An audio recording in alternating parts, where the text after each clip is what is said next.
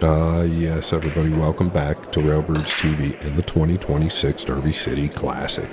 This is the 9-ball division. We are in round number 9. We've got two gunslingers for you. I am your host, Scott Frost. Once again, thank you so much for putting up with me. Greatly appreciated. There is a mute button. I don't mind it. I won't take it personal if you choose to use it. Like I just mentioned, we are in the round 9-ball division. Both players happen to have a loss. This is a race to 9. Winner break. 9-ball is racked on the spot. The break box is in effect. 3-foul rule and jump cues are allowed. When I touch on the 3-foul rule, that's 3 consecutive fouls, and that would be loss of game. I don't believe we've seen that all tournament. And I just touched on both players having a loss. I'll touch on Garcia now, and then we'll talk about the other one a little bit later because it's pretty interesting. Roland Garcia lost to Oliver Ruger in round number 6. Garcia is playing very well. He is in the finals of the one pocket.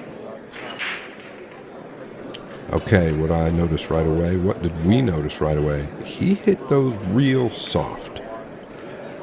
I don't believe there's a rule with the break speed here this week, but what Filler could do is bring it to the ref's attention, and they could potentially warn him. But that was like powder puff soft.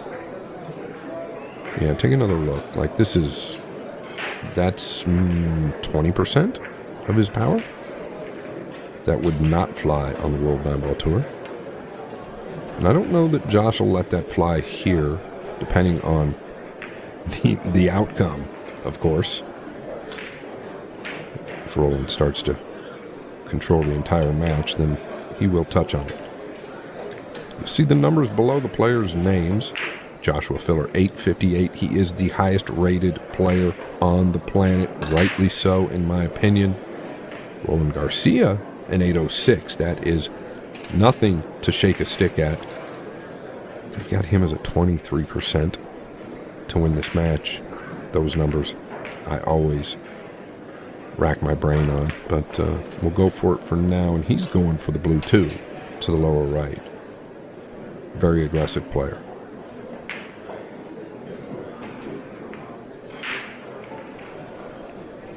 Yeah, and this was overcut by quite a ways. So if he catches it thicker, I think he lands pretty good on the 3, somewhere even better.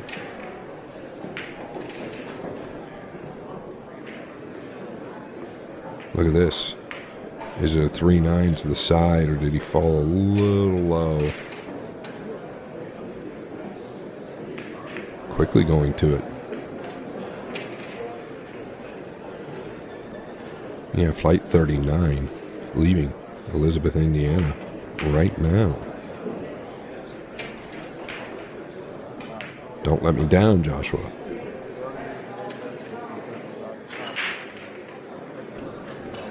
I like that he's leveled out. A lot more accuracy this way. Not today.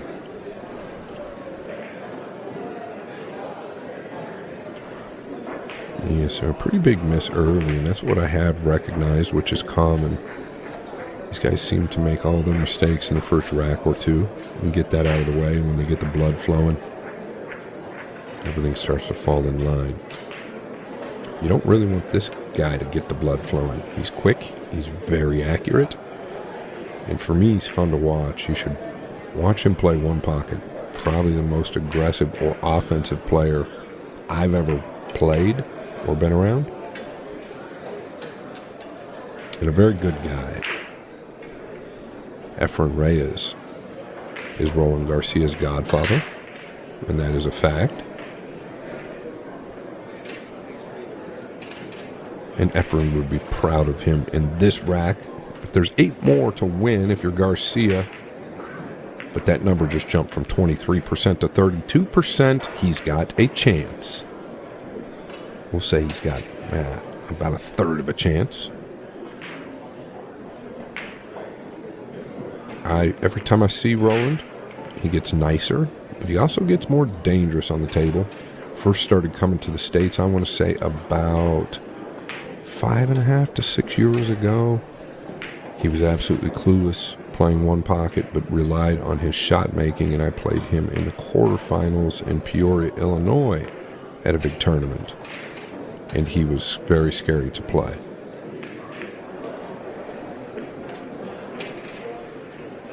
Rumor has it that Joshua Filler has been gapping the wing ball. What does that mean? That means that he's allowing a little bit of a space there so the corner ball can go in.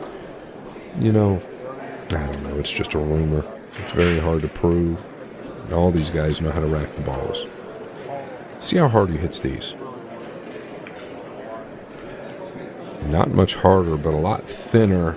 Scratched one into the right side. Yeah, so a completely different hit there. Much thinner. And really drawing the cue ball with a low outside ball there. One rail into the right middle. Something that looks a lot easier than it is having the exact same timing, the exact same hit on this break shot. It's very tricky. They are cut breaking the balls.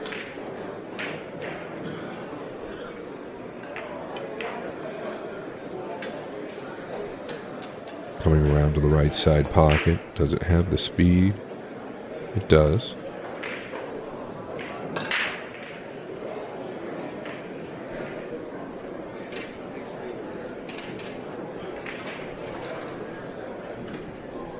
So I'll briefly touch on it. Filler, his very first match of the 9-ball.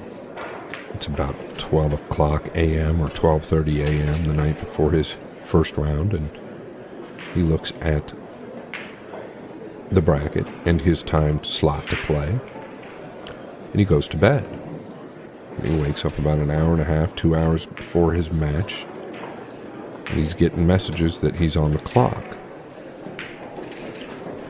Basically had to throw clothes on, sprint downstairs, but while he was doing that, he knew that he was playing a friend of his, so he went ahead and messaged his friend. And his friend said, "Oh, no problem. It's not a big deal. I'll wait for you."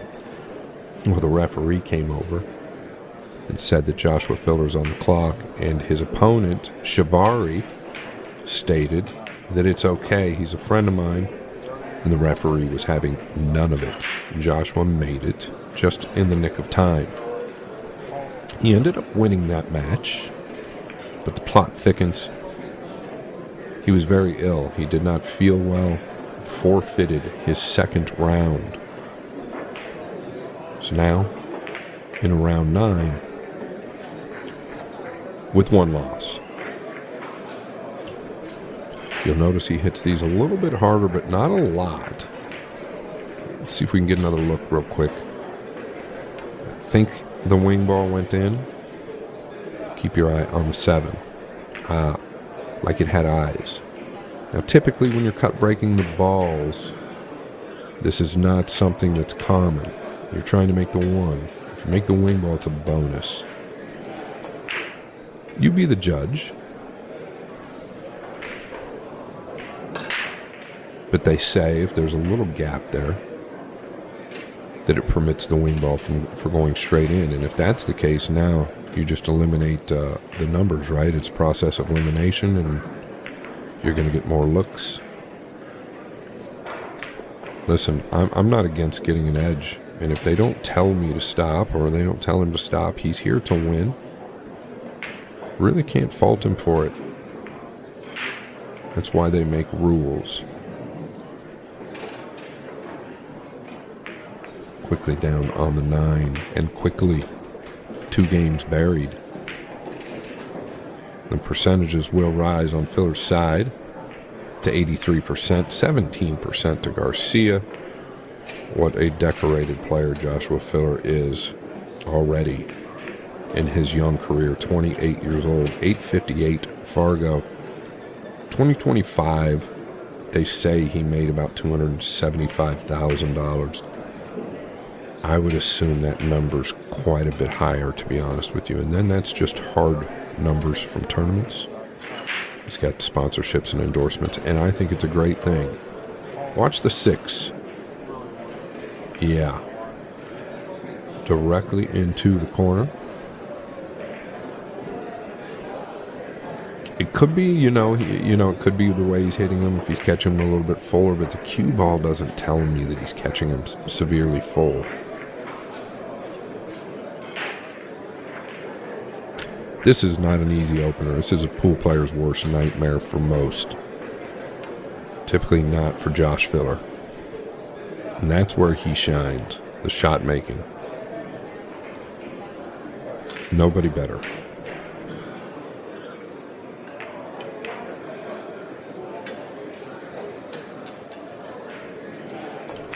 I've also touched on what he's done over the last year and a half, 2 years. He's slowed his pace around the table down. Probably a split second or two, which in the big scheme of things is a lot when you're a quick-paced player. And what that's done for him tactically and percentage-wise is immense.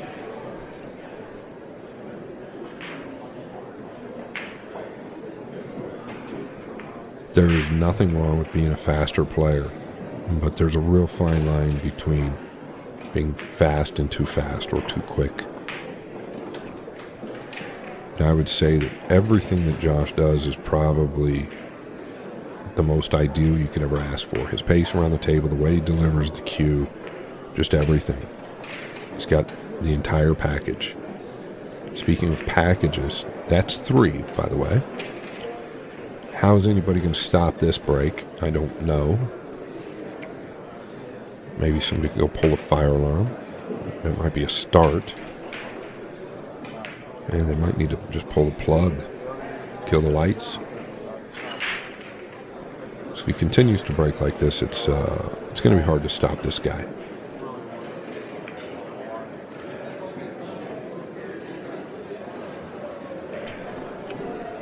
Wing ball. Straight in. So I'm only going off of what some of the rumors that were flying around that I was hearing. But when you're making the wing ball and the one ball and a bonus ball, you're dealing with 4 or 5, sometimes 6 balls on the table. Odds are you're going to get some type of look. So you're going to send this around 3 rails here to the 4th and just use the 9. And he just tried to send it twice to the top. He overhit it. Thought he'd send it all the way around towards the left side and use the 9 and 6. That way you could really butter him up under the 9.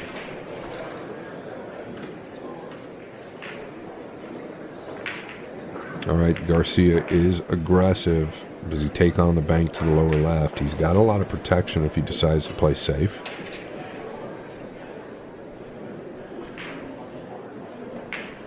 Could go with the cut. I think it's a wise decision. These guys hate to do it in this format. You know what I mean by this format? These pockets are fairly generous. They're a pro cut, 4.5 inch newer cloth. Best table in the world, blue label diamond. But the pockets lend to big packages. So they don't want to let their opponents back to the table. And that's why, pretty fortunate here.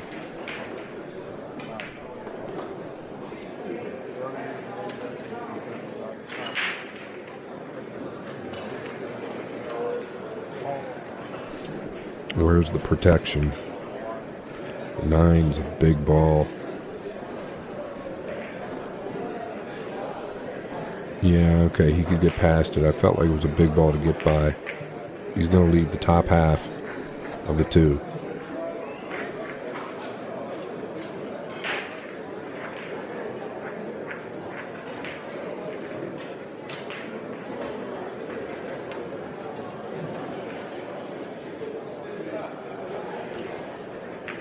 I think he's overhit this just a bit. Yeah, a couple errors there. I mean, this is a pretty big error because of that big wall right there with the 4 and 5.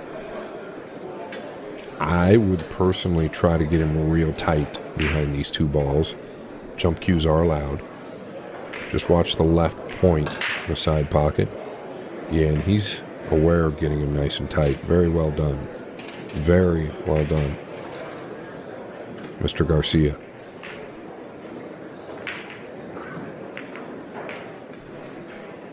That's what the pros do. They just try to do a little bit more. He's going to slam this. Man, what a great hit. Pays to hit him, they say.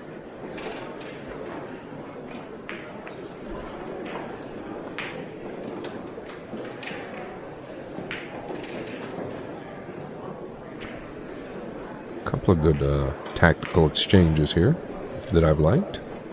I really enjoy watching these guys kick at balls, especially the elite players. Just looking to see if he's got enough room to get behind the 2 to stick. Just all you can ask for here is distance to get the 2 to the top rail.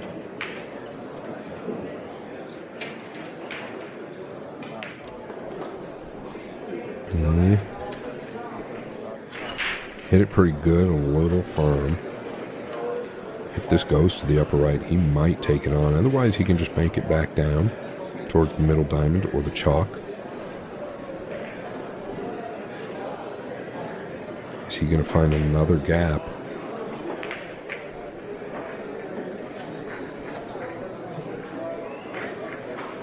It sure looks like it. If so, what about 2 railing the 2 towards the upper right and maybe trying to carry the 9 in to the lower right? Hard to tell what he's got here. He took a look at the 9. I think there's big value in that, because if you don't go at making the 2, I think you get safe. Yeah, and that's what he's looking at. 2 railing the 2 to the top side and going at the 9. The problem is, can you get the speed on the 9 if you're trying to keep the 2 on the top rail?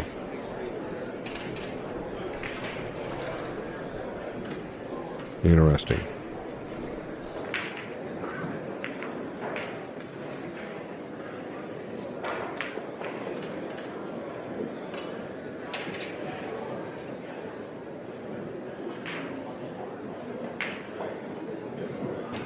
Yeah, really eyeing the 9 ball down here.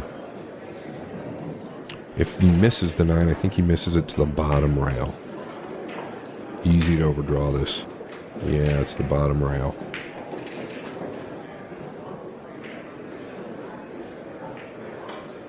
And that's the problem, right? You've kind of got to be aware that you don't want to catch the thin side of the 9. Because then if you do, you know you're giving the 2 up. So he forgot about that. Filler didn't forget about making the ball, but he did catch the point out of the upper left, or the knuckle.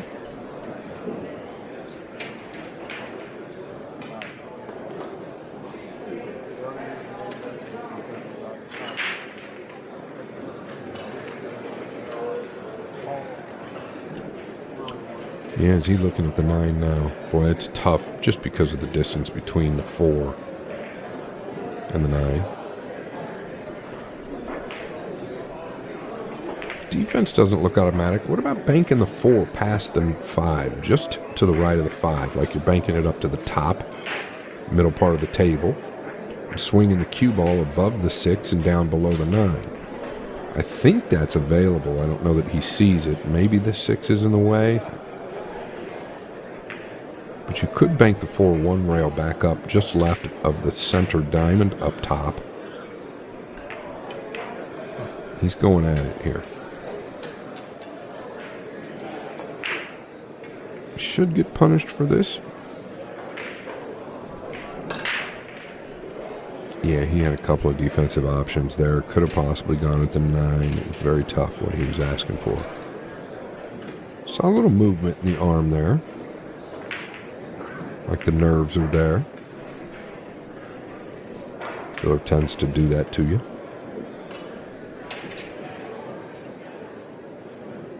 Like most Filipinos, he does have a little body movement. It's ingrained in their game.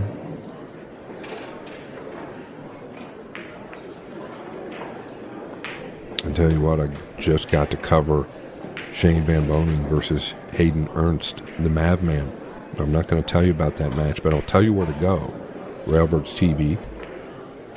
It's a feature match. You have to check it out. Pretty impressive stuff. SVB so dialed in this week here at the Derby, but it's a great match. Shane Van Bonen versus Hayden Ernst. Roland Garcia back within one. Interesting though, 18%. He's at only one game differential here. Started out at 23%, so I guess it makes sense. Filler is just that good.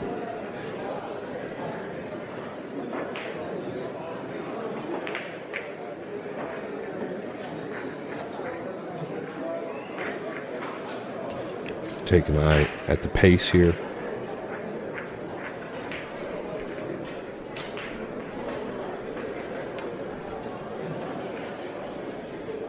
Look at how easy he hit these balls.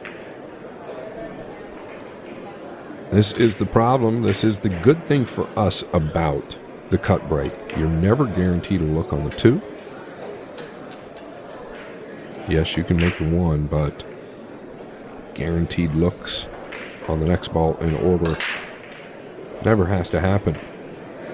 Otherwise, in my opinion, the game is broken. This is why the cut break has been implemented and the 9 on the spot. And they're already finding out ways to make the wing ball, as you see. So if you're going to make the wing ball every time, then why would you make the 1? Why wouldn't you just consider playing position on the 1? Don't worry, these guys have. Isn't the 9 playable to the lower right corner here? He's going to take a gander. I feel like a slight elevation, you can turn the 9 right in. Yeah.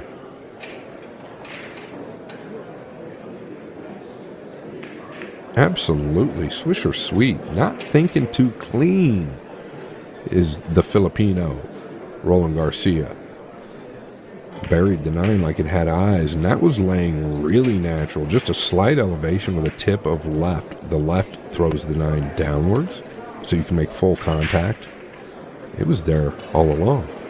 Joshua Filler quickly back up 4 games to 2.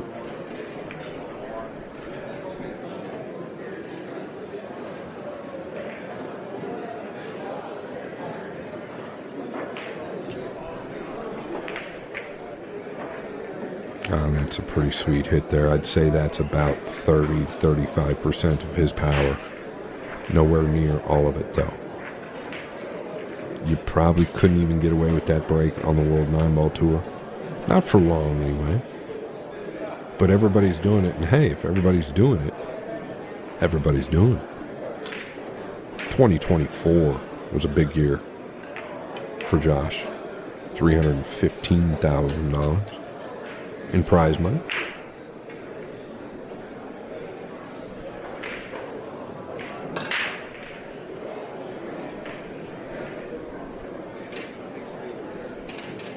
And try to drop down below the 5 here. Say he did mighty well. He'd like the 2 to stop so he can eliminate the jump cue.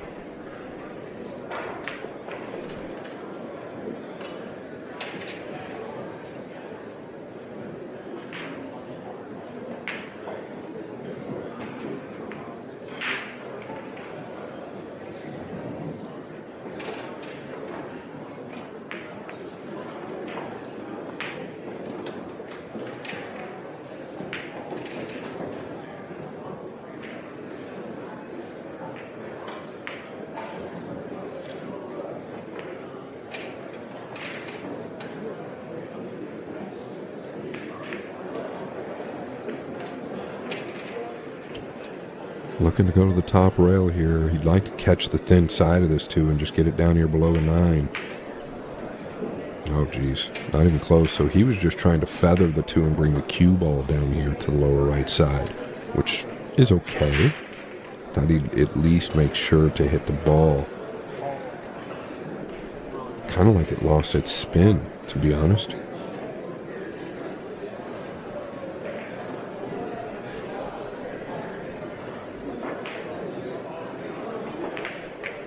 played in the finals of the World 9-Ball Championship in 2018. Defeated one Carlo Beato, the Black Tiger. Big title in 2018. World 8-Ball Champion in 2024. Beat Hu Si Jinyan, a real great player. Out of Taiwan, I believe.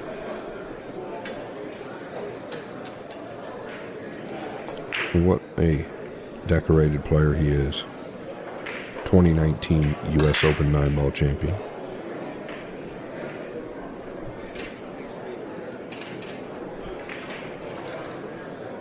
Thin to the side, but the 8 does play in the lower right.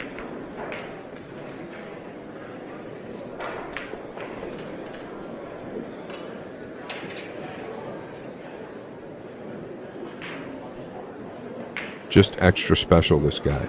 And he does not look near as flashy or flary as he did even a decade ago. But what he does now is so consistent. When you're in the chair facing it, it's not a lot of fun. He is the best player in the world. You ask anybody that you might think is the best player in the world, who they think the best player in the world is, and they'll tell you it's Josh Filler.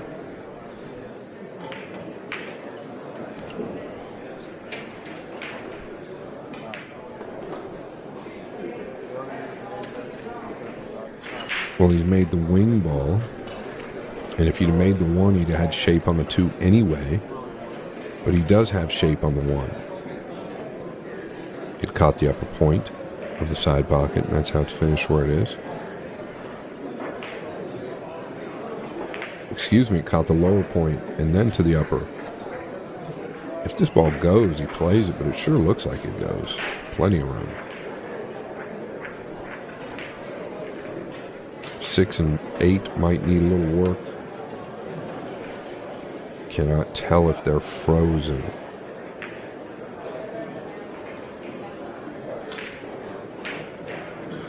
Thinking now what he wants to do with the green 6.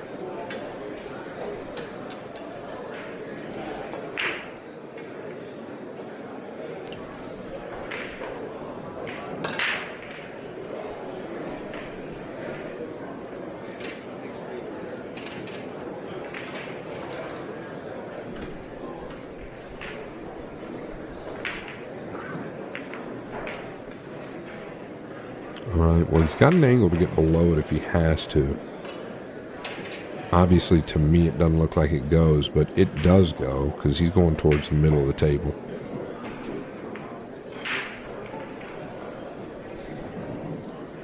I don't think you can fall any better than that.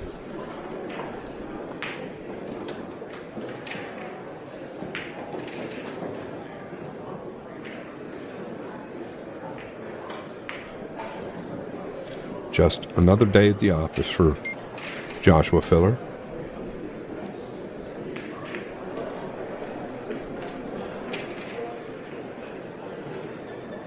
And quickly, very quickly, and very clean. 6-2 after 8 games. 97% favorite to win this match. Also, the 2022 UK Open Championship champion, the World Pool Masters champion in 2022, the World Cup of Pool champion in 2021,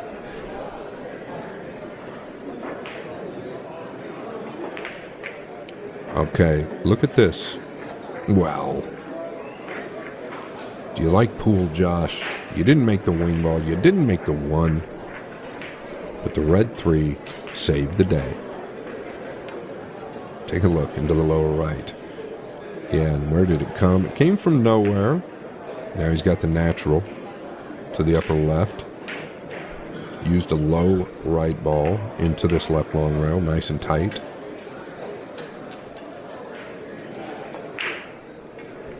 Gonna be near impossible to stop him. The game is just too easy.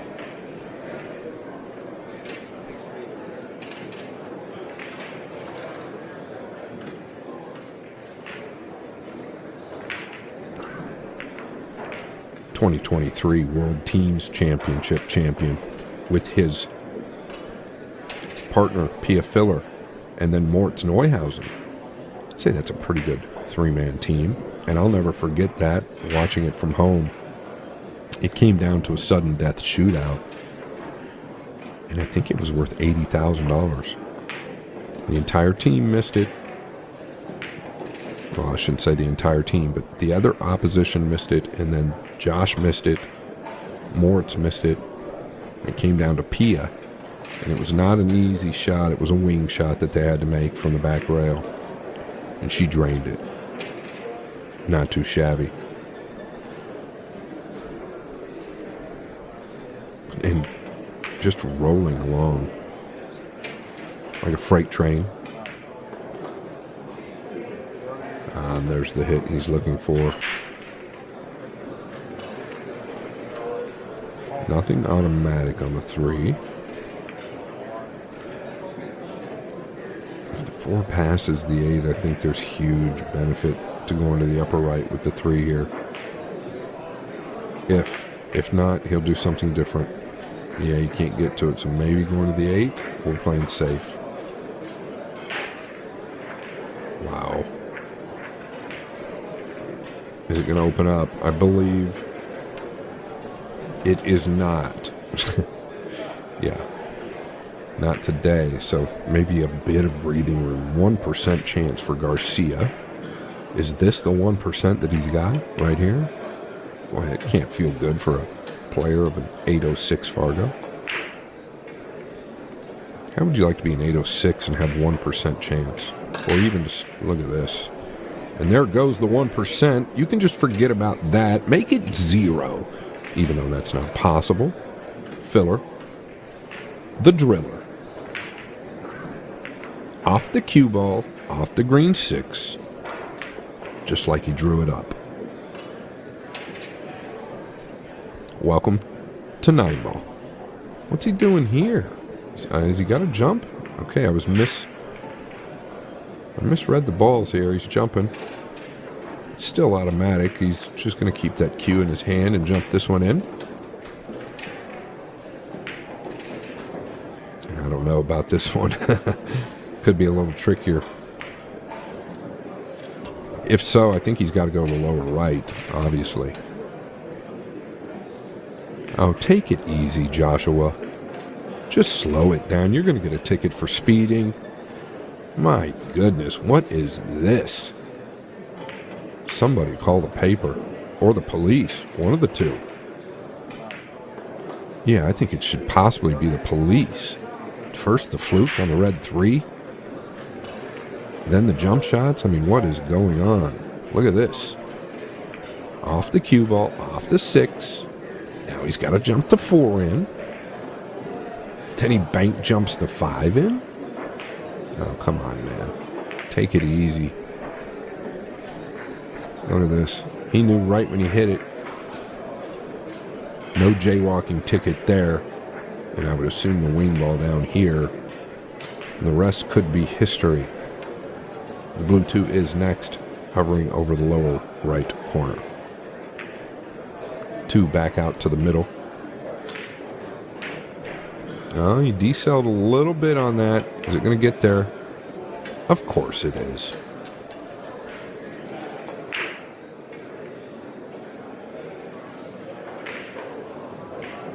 He did let up on the swing a little bit. That's how the cue ball ended up dying forward.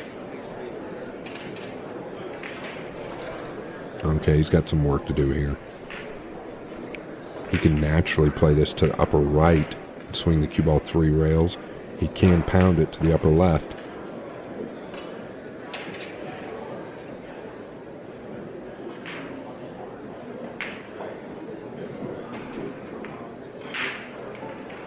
I'll be honest, pretty fortunate to even get this gap. I mean, you're coming down here trying to fit,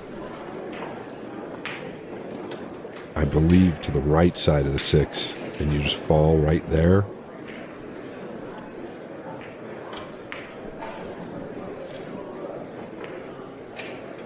(2017, 2020, 21, 22, 23, all Moscone Cup performances, and that is short, and that is your 1%, Roland Garcia. Best take advantage.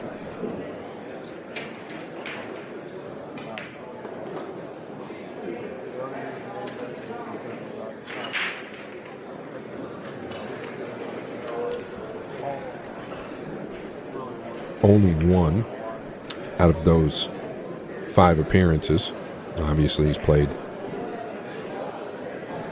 only one out of those 5 appearances did he lose the Mosconi Cup, and that was in 2020. That was the last time our boys got the W. Seems like it's been forever.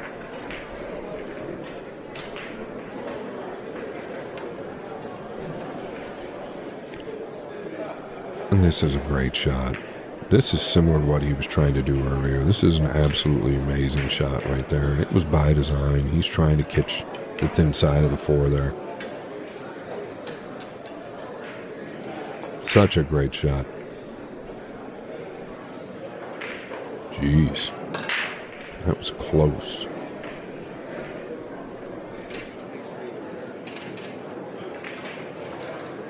I just don't ever think you can let your guard down against Filler. When do you feel comfortable against one Josh Filler? I guess when you're trailing 8-2 and have nothing to lose.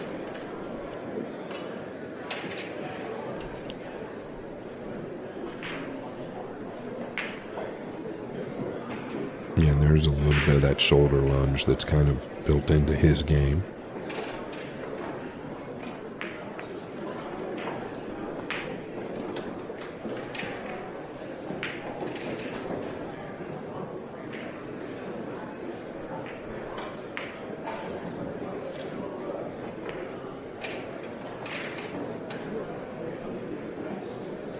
A little weak, won't be a problem.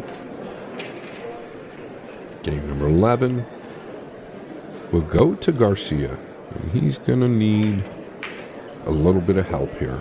It's going to start with the break. It's going to start with 1. No better time for a break and run than right now.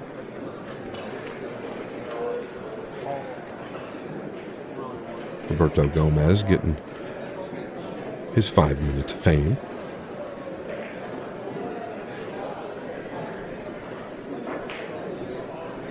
At the top of your screen, you might recognize that stroke. Shane Van Boening.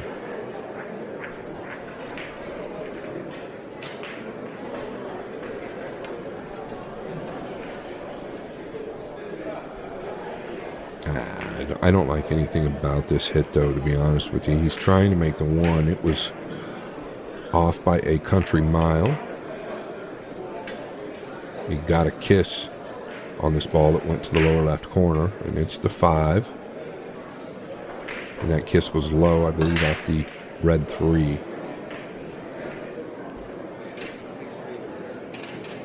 He's aggressive. He really doesn't want to have to play safe here. I don't know if he can bank it to the right side or not. There is big options for safe.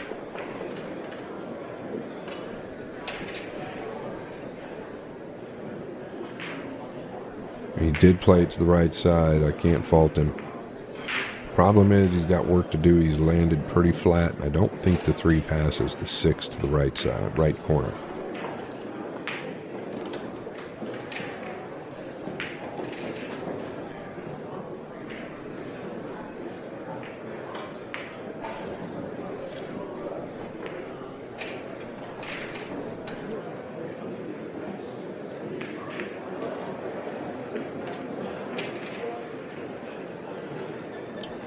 Trying to pound draw this?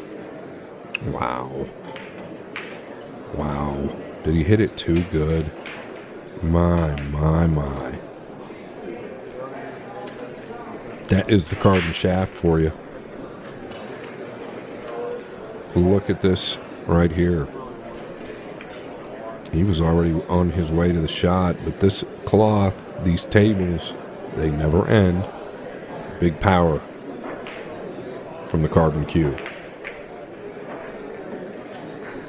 Getting the jump cue together now.